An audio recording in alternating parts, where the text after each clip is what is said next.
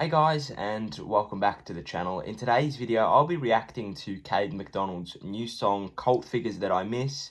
Now, I made a video in light of this a couple of days ago where I released Cult Figures That I Missed, but now I think it's time that we listen to the song and give it the justice that it so badly deserves. So without any further ado, let's get into the reaction. Alright, here we are with the song Cult Figures That I Miss by Caden MacDonald, prod by Jakey Ross. Just a forewarning, this video may potentially trigger seizures for people with photosensitive epilepsy. Viewer discretion is advised. I'm not going to go out and say that you shouldn't watch this. I don't know anything about it, but it's obviously there for a reason. So if you do struggle with that sort of stuff, or you do get triggered by flashing lights and stuff, this may not be the video for you. Just thought I'd put that out there. Without any further ado, let's press play. Bang! Right, here we go. He goes to Milne! Milne! The Rats! Look at the triplet! Black, that's Sherman. Riscatelli, back to Sherman as they bring the house down! Stephen Quartermaine. He's a cult figure as well. What a man. There's AFL Live 2004, which was a great game of its time. Those games, let me just pause that. Those games, 2004, 2005, 2006, AFL Live, were the absolute bee's knees. They were the best sports games ever in Australia. That and Ricky Pont. That was just a great time for sports gamers. All the Ricky Ponting internationals. It was just fantastic. Obviously, it just seems like the perfect song for me as well, just by the start. I always remember going down to the family video land on a Friday night and getting a couple of movies, and if I was lucky, I'd get a game as well, and I'd always rent out the AFL video games for the weekend. So yeah, this looks like it'll be a bit of a nostalgia trip for me as well.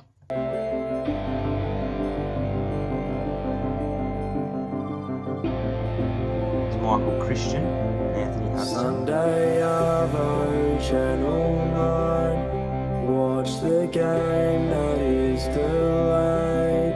Stephen Mill, Stevie J, Lance Whitnall, Adam Uze. They were, Lance Whitnall excluded, three of the best small forwards to ever play the game.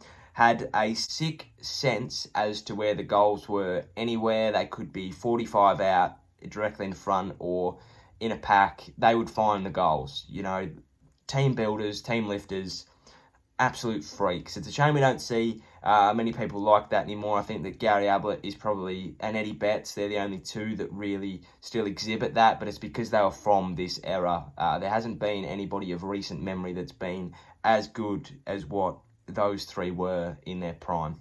Nathan Eagleton, what a dome.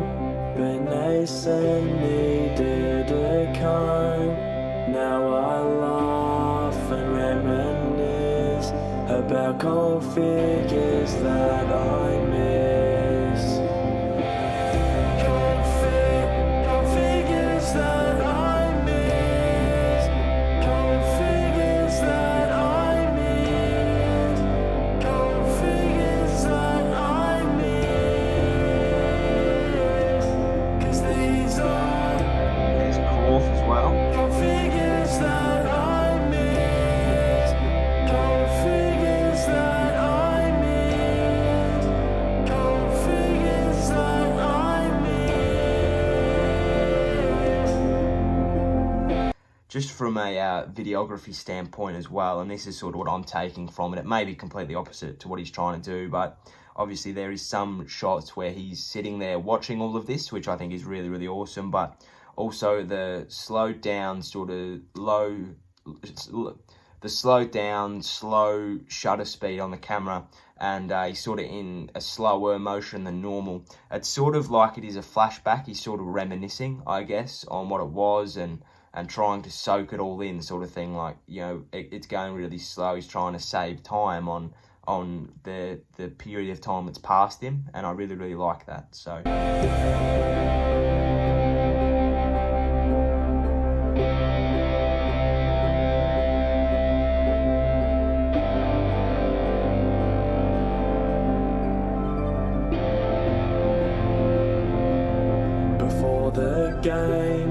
on Channel 10. Cameron Clark, tool of the week again. The fifth quarter to see the scores of the game not televised at all. Before the game was the best show ever. It had an all-star cast. It was stupidly funny. The cast was Andy Marr, Mick Malloy, Dave Hughes, Samantha Lane, and Peter Hallier, and they were just fantastic. Peter Hallier doubled as Brian Strawn, or Strawny.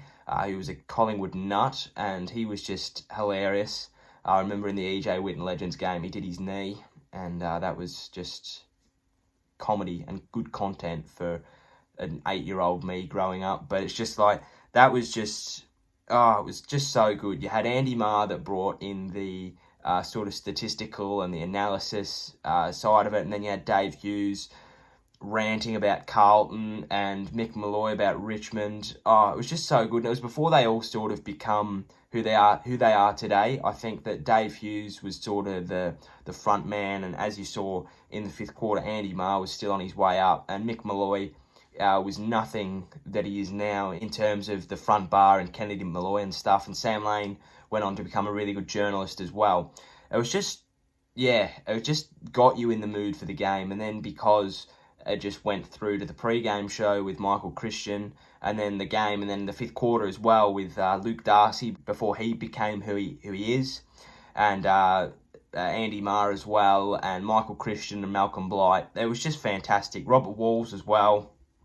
They just, I don't know, I didn't get to watch the fifth quarter very often because St Kilda usually played on a Sunday, but whenever the Saints played, or if there was a really good game, or I was allowed up, I'd always watch the fifth quarter, and it was just fantastic, and really loved the footy back then. You know, there was a game during the day, there was a game at night, Friday night, Monday night. You know, it was just, God, it was good.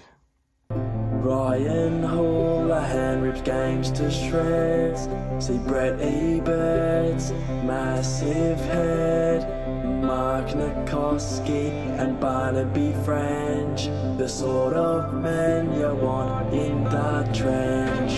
Justin Sherman and Anthony Grover and Aaron Fiora as my rover. Gonna get a tat of Daniel Pratt.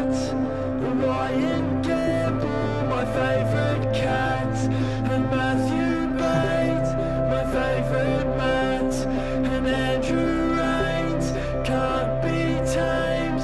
Will tell my kids about Trent Dennis Lane. Wish I could see them all again. Some very, very great players in there. Matthew Bate was just, he was a bit of a meme, wasn't he? Stupidly pale and a redhead, and he played for the Demons in that sort of sour patch for them. But yeah, he was a really good player. Ryan Houlihan was fantastic. Brett Ebert still plays. Mark Nikoski was just very reliable, always kept his spot. Barnaby French, I didn't really know much about. Who else was there? Trent Dennis Lane sort of came and went, but he had a great name. Double-barreled, which is always important. Aaron Fiora was really good. Andrew Rains was just a brute in the midfield. What I love about every single one of them is they're all left field. When you think of a cult figure, you think of Ben Cousins, I guess Chris Judd, Favola, Modra, Gehrig, anybody else, not them. So I really, really like that because, they went under the radar. They sort of are people that you miss because you still see people like Fev. He's on the tally sometimes. He's got a very good social media presence. Same with Chris Judd. He's on the tally sometimes and on the radio. Yeah, it's really good. So I really like that part of it as well. Figures that I miss. Figures that I miss. Figures that I miss. Nathan Carroll tackling the Big G train. 'Cause these are.